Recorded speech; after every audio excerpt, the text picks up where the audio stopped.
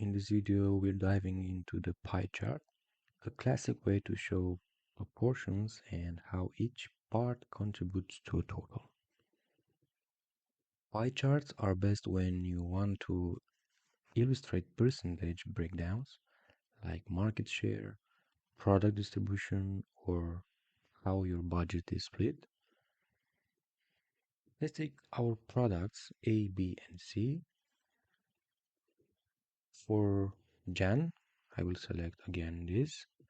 I will go to insert, and here on the charts tab you have this icon, insert pie or donut chart.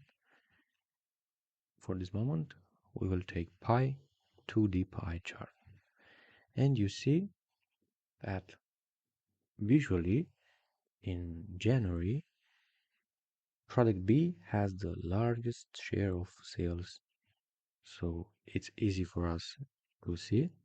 And now we can customize the chart to be more readable. So I will right click and add labels, and this time I will format data series.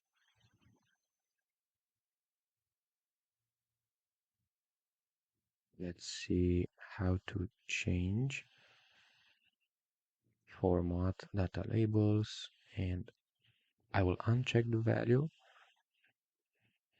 So again, right click, format data set, add data labels, right click, format data labels, and we want to have percentage only.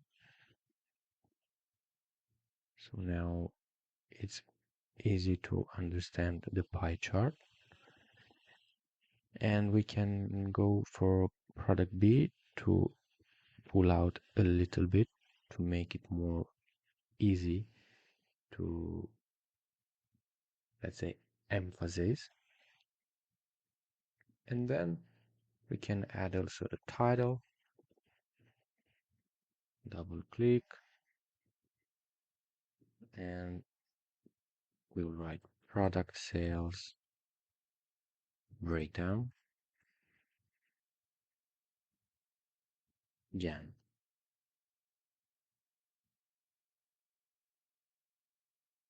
So this is the pie chart. Use them only when you have a small number of categories.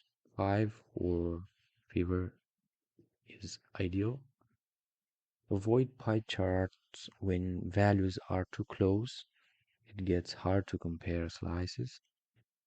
If you need to show changes over time or make comparisons, just like we see earlier, a bar or column chart is usually better. On a quick bonus, we can try a donut chart, which is like a pie chart but with a hole in the middle.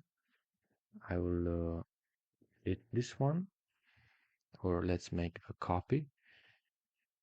Right click on the name of our Excel sheet and copy this.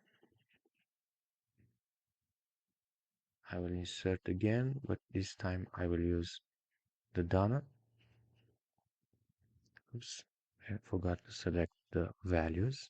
So again, insert donut chart. You see, here you can play with more text because donut, it's sometimes it gives you more space for labeling. That's why if you want to play with the names or you have longer names, you can try to use this donut chart. So product sales breakdown Jan.